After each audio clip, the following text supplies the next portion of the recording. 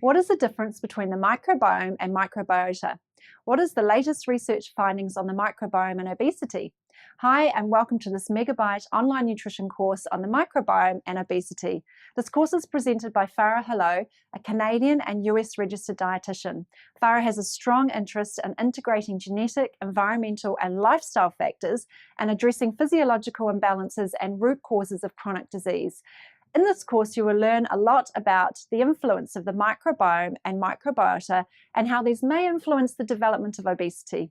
This course is approved by the Commission on Dietetic Registration as 2 CPEU hours at level 3. As with all Megabite courses, you get an online multiple choice questionnaire to test your knowledge before and after, a self-study reflection form, and a certificate of completion to add to your professional learning portfolio.